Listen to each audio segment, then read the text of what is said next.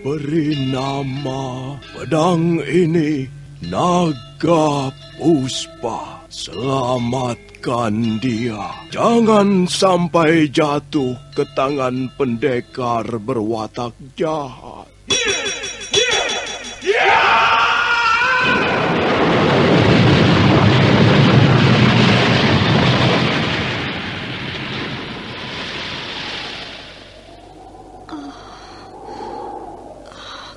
Kakang Kamandanu, kau masih juga tidak percaya bahwa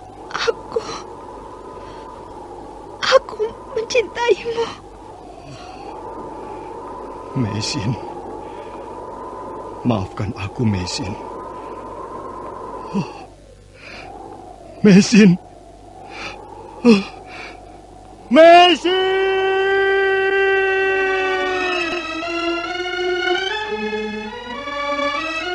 Tutur Tinula.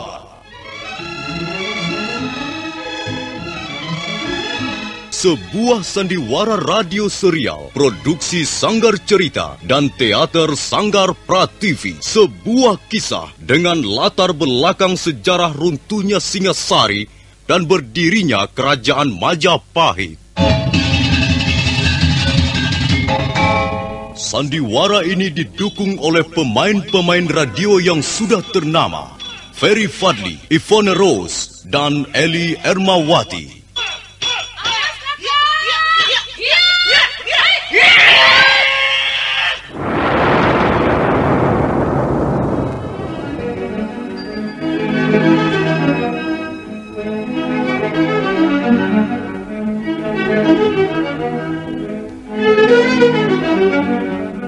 Cerita ini ditulis dan disusun oleh S. Tijab. Teknik dan montase dikerjakan oleh M. Pranoto dan Edwin Sutandi. Sutradara Bambang S. Kali ini mengetengahkan episode kedua dengan judul Kisah dari Seberang Lautan.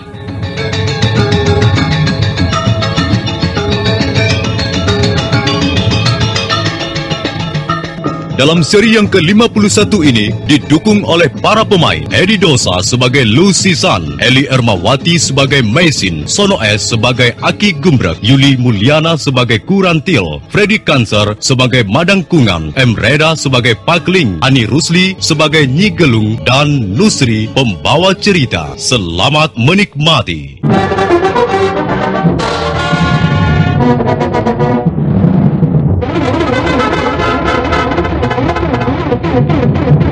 Pendekar Lo sangat geram. Dia merasa dipermainkan. Karena itu, dia segera menyerang Aki Gumbrek. Orang tua yang ahli obat itu berteriak-teriak sambil berusaha menangkis pukulan. Tunggu dulu. Sabar dulu. Jadi benar kau telah menculik istriku. Aku menculik istrimu bukan dengan maksud jahat. Aku ingin menolongnya. Kulihat istrimu sakit parah. Kalian sedang bertempur. Aku tahu Langkir dan Merakeh bukan orang baik-baik. Kupikir kau pun bukan orang baik-baik. Lalu aku membawa lari istrimu dan mengobatinya. Apakah aku salah? Ya, kau jangan hanya bicara. Kau harus membuktikannya. Bagaimana aku percaya kau orang baik-baik? Itu bagaimana? Di desa ini banyak kutemui orang yang kelihatannya bermaksud baik, tapi nyatanya tidak. Aki? Aki? Kau sudah kembali? Hai, Meisin. Itu suara Meisin. Ya, itu suara istrimu. Rupanya dia bosan tinggal di dalam rumah. Lalu keluar. Aki? Aki? Meisin. Lo suamiku. Meisin.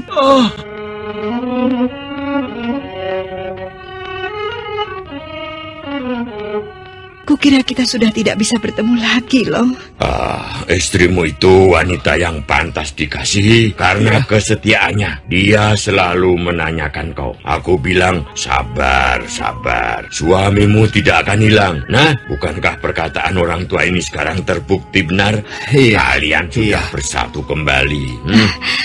Aki orang yang baik sekali loh. Semula aku pikir tak ada orang yang baik selain keluarga kita di negeri leluhur. Tapi ternyata di negeri ini pun ada juga orang yang berhati emas. Aki inilah contohnya. Kau jangan terlalu memuji. Apa yang kulakukan ini biasa-biasa saja. Semua orang di negeri manapun mengenal peradaban. Sudah jamak menolong sesamanya. Aki, aku ingin minta maaf, Aki. Aku telah mempunyai penilaian yang salah mengenai Aki. Sudahlah, lupakan soal itu. Yang penting suami istri bisa berkumpul lagi. Kau tahu di mana kita berada sekarang ini loh. Menurut Aki, kita sekarang berada di negeri Jawa. Kita sudah berada ribuan atau mungkin ratusan ribu pal jauhnya dari negeri kita loh. Kalian tak perlu menyesalinya. Hidup manusia memang menurut angin yang bertiup. Kau benar, Aki. Ya. Benar. Kami sama sekali tak menduga bahwa akhirnya kami akan terbawa angin sampai ke negeri ini. Kalau daerah Nyaban ini termasuk wilayah kerajaan mana, Aki? Akhir-akhir ini ada perubahan besar di negeri ini. Belum lama terjadi huru-hara pemberontakan besar-besaran yang meruntuhkan kerajaan Singosari. Raja yang lama, Prabu Kertanegara, terbunuh. Kemudian Jayakatwang mengambil alih kekuasaan. Dan sekarang pemerintahan sudah mulai dipindahkan ke Kediri. Kalau begitu desa ini termasuk wilayah Kediri. Ya. Wilayah Kediri. Di seluruh Jawa bagian timur ini, mulai dari Tuban, Japan, Pongging, Jongan sampai ke Situbondo, Blambangan, Sadeng, termasuk wilayah Kediri. Kalau desa Kurawan ini letaknya di mana, Aki? Kurawan? Aku pernah mendengar nama itu, Kurawan. Kalau tidak salah, letaknya di antara kaki Gunung Kelut dan Gunung Arjuno. Apakah masih jauh dari sini? Ya, cukup jauh. Harus melewati hutan tarik, kemudian menyeberangi bukit-bukit di kaki Gunung Penanggungan. Melewati kaki Gunung Anjasmara, baru akan tiba di Kurawan. Mengapa kalian menanyakan desa itu? Apakah kalian akan pergi ke sana? Punya keperluan di sana? Tidak, Aki, tidak. Kami tidak mempunyai tujuan yang pasti. Hanya barangkali ada sesuatu yang bisa kami lakukan di sana. Begitu. Ayolah diminum. Iya. Istrimu merebus air asam. Dan ini ada sedikit ketela bakar. Lumayan untuk mengganjal perut. Loh, aku tidak melihat pedangmu. Di mana pedangmu, Loh? Aku tidak melihatnya. Itulah yang kupikirkan sekarang ini, Mesin. Pedang itu hilang ya? Iya, pedang itu hilang diculik orang ketika aku menginap di rumah Minu. Mengapa bisa hilang, Loh? Ada apa? Kalian meributkan soal pedang? Iya, Aki. Aku mempunyai sebuah pedang yang sangat ampuh. Tapi sekarang pedang itu sudah di tangan orang. Itu tidak boleh terjadi, Loh. Ingat kata-kata Tuan Lanubaya sebelum menyerahkan pedang pusaka itu padamu. Kau harus menjaganya. Melawatnya baik-baik, Loh. Jangan sampai jatuh ke tangan manusia yang berwatak jahat karena akan bisa mendatangkan bencana yang besar. Ya. Sebentar. Kau tadi menyebut-nyebut nama Lanubaya. Pedang itu memang hasil ciptaan Tuan Lanubaya, Aki. Dan Tuan Lanubaya adalah warga desa Kurawan yang diculik dan dibawa ke negeri kami. Betul. Kaisar kami lalu menyuruhnya membuat senjata pusaka. Senjata itu selesai dibuat, tapi kemudian banyak komplotan di istana Kaisar yang bermaksud jahat. Tuan Lanubaya lalu menyerahkan pedang pusaka itu pada Long, suami saya. Kami berdua terpaksa melarikan diri dalam kejaran tentara Kaisar. Kami menumpangi perahu tongkang dan akhirnya terdampar di pantai Pulau Jawa ini. Betul, Aki. Apakah Aki kenal dengan Tuan Lanubaya? Di negeri ini memang banyak empu. Tukang membuat barang-barang pusaka. Tapi empu yang hebat, yang ampuh, tidak banyak jumlahnya. Salah satu di antaranya, ya empu Lanubaya itulah orangnya. Aku pernah mendengar nama itu. Tapi, sudah lama sekali. Iya. Loh, kita harus mencari pedang itu. Iya, Mei. Kita harus mencarinya dan kita harus menemukannya kembali, Mei. Aku akan menyesal sekali kalau sampai pedang pusaka itu jatuh ke tangan orang berwatak jahat, Mei. Mei, aku tak ingin mengecewakan harapan Tuang Lanubaya. Ketika mereka tengah sibuk membicarakan perihal hilangnya pedang naga puspa, mendadak Tuan Lau, adakah Tuan di sini? Kau penipu, pencuri kau, pencuri penipu. Ampun Tuan, ampun. Saya mengaku bersalah. Kau harus dihajar.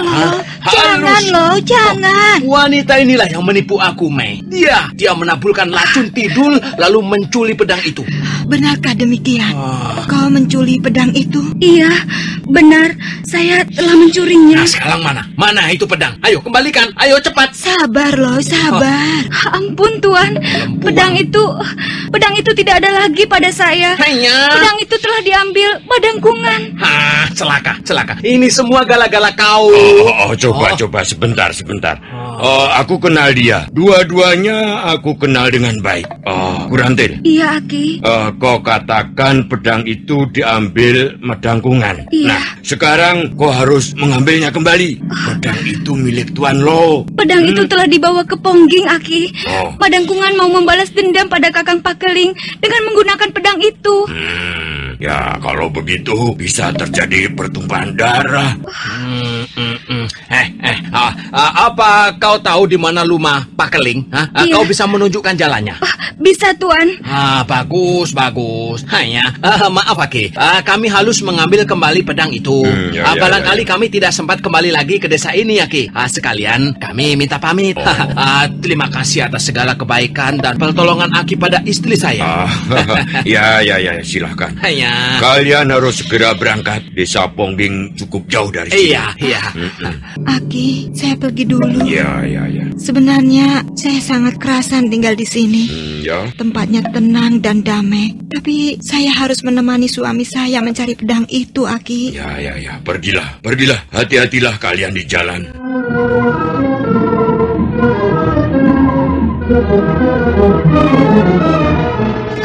Kita harus menyeberangi kali berantas ini, Tuan. Apakah setelah itu desa Pongging sudah dekat, Iya, tidak terlalu jauh lagi. Apakah Madangkungan kira-kira sudah lebih dulu di Pongging? Entahlah, mungkin sudah, mungkin belum. Kau ini aneh sekali, Kurantil. Kau curi pedang itu. Kau curi untuk kau berikan kekasihmu. Sekarang kau kebingungan lagi. Entahlah, mengapa saya seperti orang kebingungan. Saya sangat mencintai Madangkungan, tapi nampaknya dia tidak memperdulikan perasaan saya. Sudahlah. Tidak usah menangis. Kita jangan sampai terlambat. Ayo, kita seberangi sungai ini.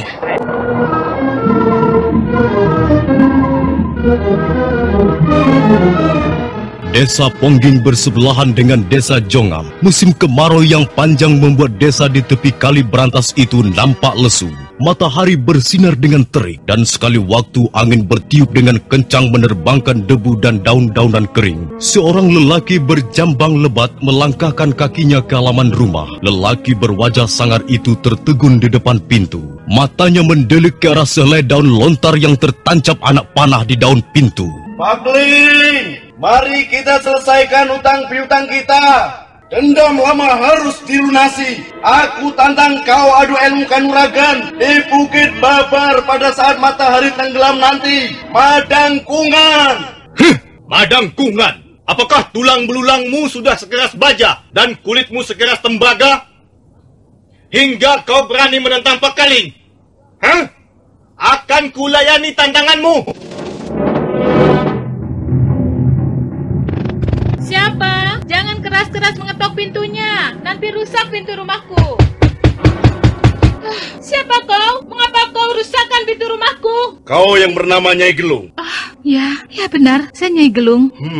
Kau pesinden desa Pongging yang terkenal, cantik dan bersuara merdu itu. Rupanya benar juga anggapan orang. Kau memang cantik, pantas Pak Keling tergila-gila padamu. Kau siapa? Dan apa maksudmu datang kemari? Aku Madangkungan. Madangkungan. Rasanya Pak Keling pernah menyebut-nyebut namamu. Bukankah kau pendekar dari desa Njaban? Bagus kalau Pak Keling belum lupa padaku. Dan kalaupun toh dia lupa, aku akan mengingatkannya. Kau belum mengatakan apa maksudmu datang kemari dan marah-marah di rumahku, Madangkungan. Aku hanya akan nitip pesan padamu. Pesan yang harus kau sampaikan pada Pak Keling. Pesan apa? Dengar. Lepaskan rambutku. Sakit. Katakan pada kekasihmu itu, dia jangan boleh kabur. Aku menunggunya di Bukit Mbabar pada saat matahari tenggelam nanti. Katakan pada Pak Keling, kalau sampai dia tidak datang nanti ke Bukit Babar, akan kubakar rumahnya. Setan alas Madangkungan. Tapi kau harus hati-hati, Kakang. Dia sepertinya telah menyiapkan diri. Apakah dia datang dengan kawan-kawannya? Tidak, dia datang berkuda, sendirian saja. Orang itu ingin mati rupanya. Biar dia berguru pada para dewa, dia tak akan bisa mengalahkan aku. Belum ada ceritanya pendekar Njaban menang berlaga dengan Pak Keling. 10 orang seperti Madangkungan, aku masih belum gentar. Karena itu sangat mengherankan. Mengapa dia berani menantang aku? Dia punya apa? Ilmu apa yang akan digunakan untuk menghadapi aku? Mungkin dia punya sesuatu yang bisa diandalkan, Kakang. Kita lihat saja nanti. Pak Keling atau Madangkungan yang akan memuntahkan darah.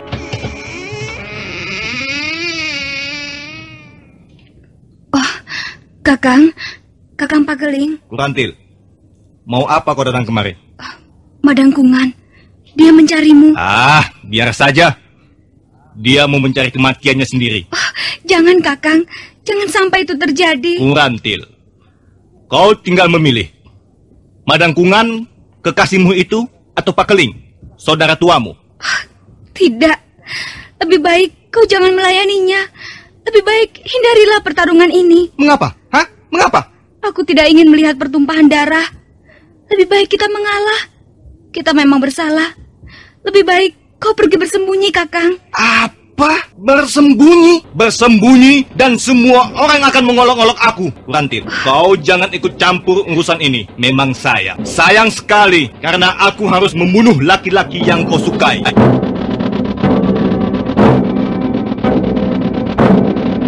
Karena tak dapat lagi meredakan gejolak hati kakaknya yang terbakar hawa amarah akibat tantangan Madangkungan, Kurantil terpaksa pergi. Bersama pendekar Low dan Mesin, gadis Pongging itu lalu diam-diam mendahului pergi ke Bukit Mbabar. Matahari tengah kemerah-merahan ketika Pak Keling keluar dari pintu rumahnya. Pendekar yang terkenal berangasan itu terus melangkah ke arah barat. Sinar matahari nampak semakin lemah, menyinari puncak hutan tarik yang lebat. Pak Keling terus melangkah dengan tegap menuju puncak Bukit Mbabar. Sebilah pedang yang berukuran pendek tapi lebar terselip di pinggangnya. Dan setelah tiba di puncak bukit, dia menoleh ke kiri kanan. Bukit Mbabar nampak sepi sekali. Madangkungan! Ayo! Keluarlah! Ini Pak Keling datang untuk memenuhi tantanganmu. Madangkungan! Keluar kau! Aku di sini, Pak Keling! Bagus. Akhirnya kau datang juga, Pak Keling. Aku sudah cemas. Kau tidak berani menampakkan batang hidungmu, Madangkungan. Aku sudah menulis surat tantangan, dan karena itu aku harus datang. Baiklah, apakah kita bisa mulai? Kau sudah tidak sabar lagi, Pak Keling? Ya, aku sudah tidak sabar untuk menguliti kepalamu.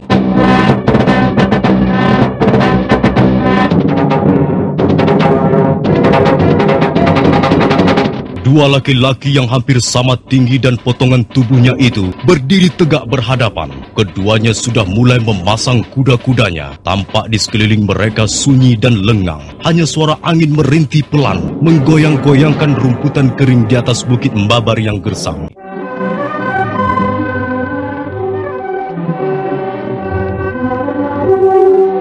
Madangkungan dan Pak Keling berdiri berhadapan. Dua laki-laki itu sudah siap untuk bertarung. Sementara itu, suasana sekeliling Bukit Mbabar sunyi dan lengang. Apa kau sudah siap, Madangkungan? Agaknya kau sudah tidak sabar lagi, Pak Keling. Tapi sebelum kita berlaga, ada baiknya kita mengenang suatu peristiwa masa lalu. 5 tahun yang lalu, ayahku telah terbunuh ketika sedang merawat tanaman di Tegalan. Ayahmu orang yang serakah. Sudah sepantasnya dia terbunuh. Aku tidak mau tahu urusan pribadi antara ayahku dan ayahmu. Tapi suatu kenyataan bahwa ayahmu telah menghilangkan nyawa ayahku. Dan hutang nyawa ini mesti dibayar lunas. Rupanya dendam lama itu masih cukup membara dalam dadamu, Madangkungan. Ya, 5 tahun belum cukup untuk menghapus dendam itu. Bahkan 10 tahun atau 20 tahun pun rasanya belum cukup. Kecuali dendam itu harus dipuaskan sekarang. Hutang itu harus kau lunasi sekarang ini. Madangkungan, aku tahu kau sudah mempersiapkan diri dengan baik. Mungkin selama 5 tahun ini kau sudah merencanakan untuk membuat peristiwa berdarah yang baru. Baik. Aku tidak akan melarikan diri dari tanggung jawabku. Aku, Pak Keling, yang akan menanggung akibat perbuatan mendiang ayahnya. Kalau kau sudah merasa siap, nah, mulailah. Pak Keling, besok pagi kau tak akan bisa melihat cahaya matahari lagi. Dan Nyai Gelung yang cantik itu akan menangisi mayatmu. Setelah 5 tahun lamanya kau menunggu, akhirnya kau hanya pandai main gertak sambal. Ayo, aku sudah tidak sabar lagi. Dan setelah 5 tahun ternyata kau tidak memperoleh kemajuan apa-apa, Pak Keling. Kau hanya mengandalkan suaramu yang besar dan lagamu yang sok jago. Berdebah.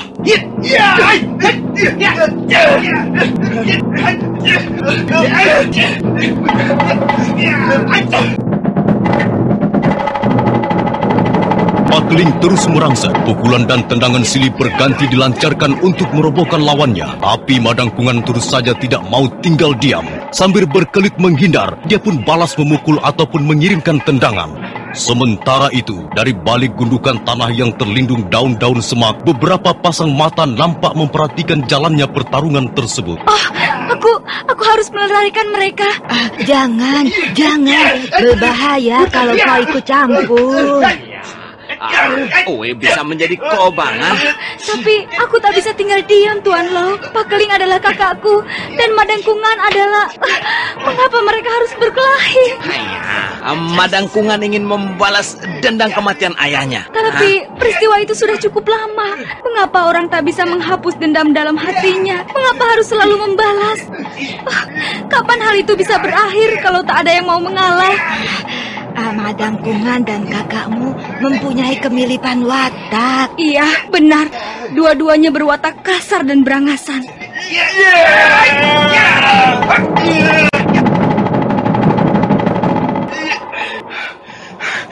Ayo, Pak Keling, keluarkan seluruh kemampuanmu. Jangan sungkan-sungkan dan tanggung-tanggung. Jangan memalukan nama Ponggeng, desa kelahiranmu. Berdebah. Setan belang, setan alas, kau besar mulut, Madangkungan. Jangan panggil Pak Keling kalau aku tak bisa merobohkanmu dalam 2-3 jurus ini. Jangan, Kakang, jangan. Rantil, mau apa kau datang kemari? Ayo, pergi. Tinggalkan kami berdua di tempat ini. Kakang, kumohon jangan. Sudahilah perselisihan ini. Apa maksudmu? Apa kau suruh aku menyerah pada si pendekar kelas 3 itu? Jangan begitu, Kakang. Semua pendekar sama saja. Mereka hanya dibedakan oleh kemampuan masing-masing. Dan setiap orang punya kelemahannya sendiri-sendiri. Kurantil, minggirlah. Jangan ganggu kami. Apakah setiap masalah harus diselesaikan dengan pertikaian ujung pedang? Tak bisakah kalian mengendalikan diri? Kurantil, kami adalah laki-laki. Biarkanlah kami menyelesaikan masalah ini secara laki-laki. Kau perempuan, tidak sepatutnya kau ikut campur. Pergilah. Aku tak ingin darah tumpah di antara kita. Hutang piutang harus dibayar lunas. Itulah soalnya. Kalau Kakang Madangkungan masih tetap menganggap kami berhutang, biarlah aku yang membayarnya. Bunuhlah aku saja. Bunuhlah Kurantil supaya kau puas. Minggir kau! Minggir! Tidak. Minggir! Tidak. Aku tidak mau minggir. Lebih baik aku mati di tangan kalian. Kalian orang-orang yang dikuasai nafsu membunuh. Kau membuatku tidak sabar, Kurantil. Kakang, kumohon jangan. Bunuhlah aku. Bunuhlah saja Kurantil ini. Sudah. Jangan hiraukan dia. Ayo, Madangkungan. Kita teruskan pertarungan ini. Kita teruskan sampai salah seorang di antara kita roboh bersimbah darah.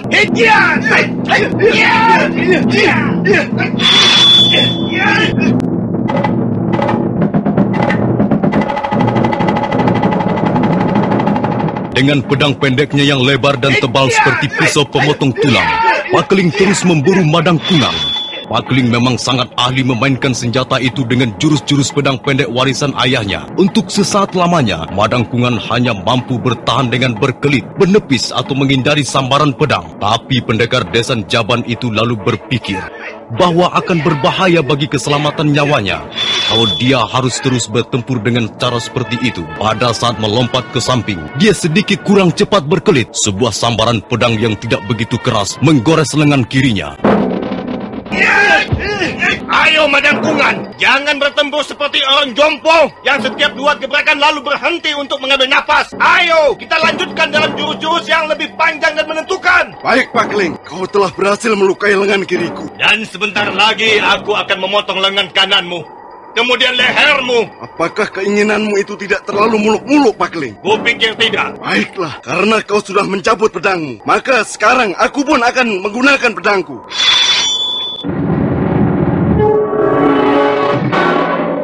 Sambil menyeringai dingin, Madang Kungan pelan-pelan mencabut pedang naga puspa. Pakling mundur selangkah sambil ternganga begitu melihat apa yang ada dalam genggaman lawannya. Madang Kungan berdiri tegak sambil menatap tajam. Cahaya merah yang keluar dari gagang pedang di tangan Madang Kungan membuat suatu tontonan yang aneh sekaligus menyeramkan di atas puncak Bukit Mbabar. Senjata apa yang dibawa Madang Kungan itu? Apakah dia sudah bersahabat dengan iblis hingga memperoleh senjata seperti itu? Ayo Pakling, mengapa kau malah seperti orang linglung? Majulah dan akan segera tamat riwayatmu. Loh, kau harus mencegahnya, loh. Itu berbahaya sekali. Aku bisa mati konyol. Lalu bagaimana? Apakah kau biarkan mereka saling membunuh? Sabarlah Mesin, kita tunggu kesempatan yang baik. Baru turun tangan. Dalam keadaan seperti ini, Madang Kungan bisa membunuh siapa saja. Mudah-mudahan saja Pakling tidak gugup dan mampu melayaninya dalam beberapa jurus. Kau ternyata pengecut busuk, Pakling. Ayo, mana jiwa pendekarmu? Mana itu Pakling si jawara dari desa Pongging?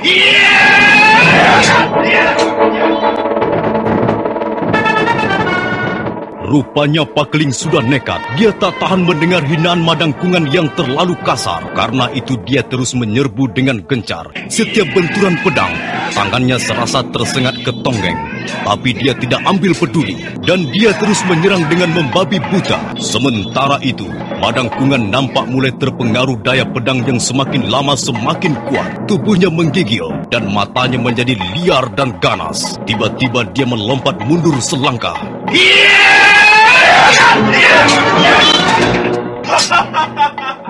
Kau pasti mampus sekarang ini, Pakling. Kau pasti mampus.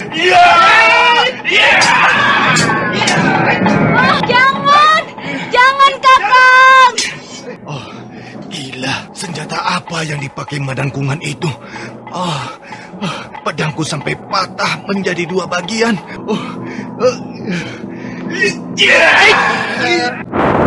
Jangan kabur kau, Pakling.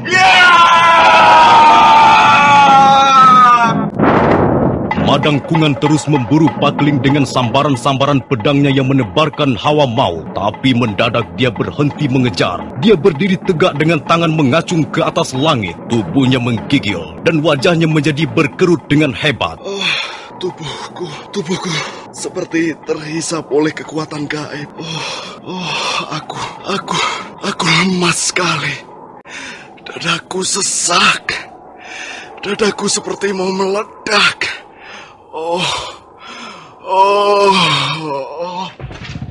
Kakang! Kakang! Kurantil, ada apa dengan laki-laki kesukaanmu itu? Mengapa dia tiba-tiba jatuh terduduk begitu? Kaki, tangan dan tubuhnya mengejang. Iya, ada darah menetes dari hidung dan telinganya. Ada apa dia sebenarnya?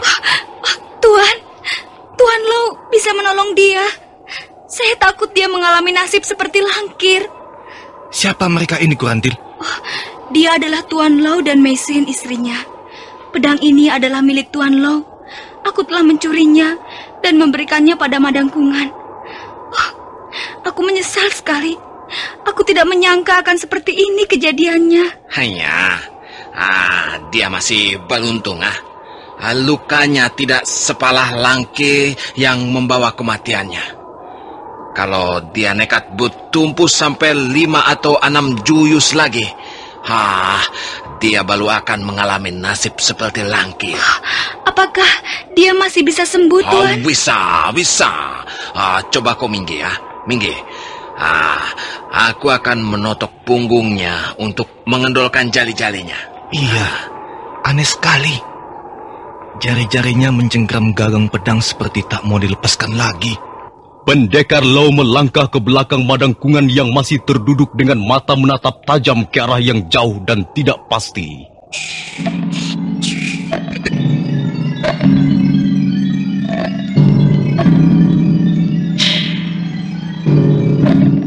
Tuan, mengapa dia? Tidak apa-apa. Dia tidak apa-apa. Aku telah menotok pusat-pusat salaf di bagian punggungnya. Dan hanya dengan cara begitu, tubuhnya bisa lemas kembali. Dan pedang ini bisa diambil. Tidak usah khawatirlah. Madangkungan akan segera sembuh dari luka-lukanya, luka dalamnya. Dia hanya membutuhkan istirahat yang cukup dan sekedar minum obat untuk memulihkan kekuatannya. Iya. Terima kasih, Tuan. Lalu bagaimana dengan kita, Lau? Kita harus meneruskan perjalanan, Mising. Hari sudah malam. Mengapa Tuan tidak menginap saja di rumah kami? Terima kasih. Kami terpaksa menolak tawaran Tuan Pakeling. Iya, kami masih mempunyai keperluan di tempat lain. Kami tak bisa tinggal di desa ini, Tuan.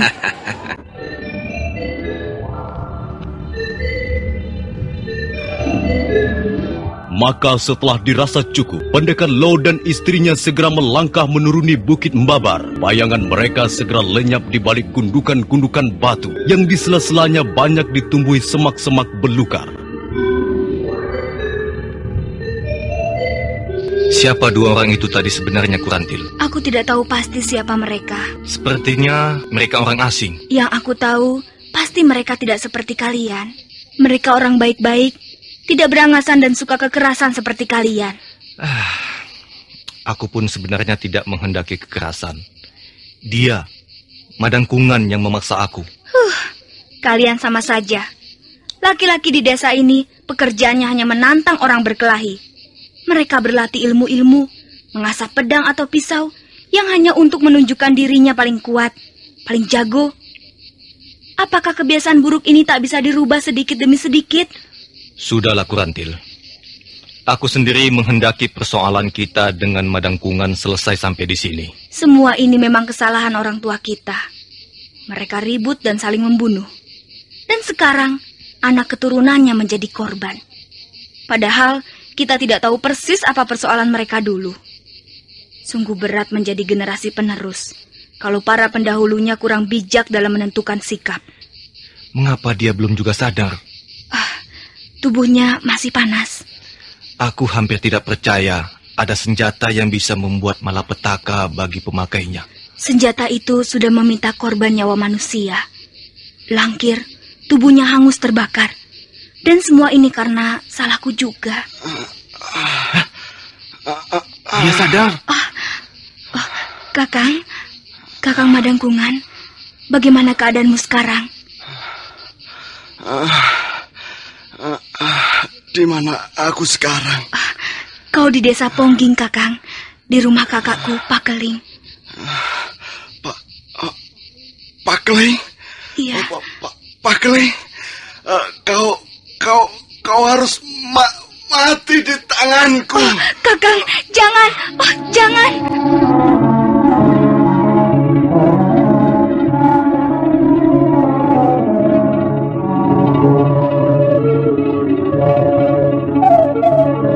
Madangkungan menatap tajam ke arah Pakeling. Wajahnya yang pucat kelihatan menegang. Dia berusaha untuk bangkit. Pakeling mundur dan bersiap siaga. Sementara Kurantil memegang lengan Madangkungan sambil berusaha mencegah. Nah, para pendengar sekalian, bagaimana kisah selanjutnya? Apa yang akan terjadi di antara mereka? Dan bagaimana dengan pendekar Lo dan istrinya yang sedang dalam perjalanan? Silakan menunggu kelanjutan kisah ini dalam seri berikutnya. Sampai jumpa.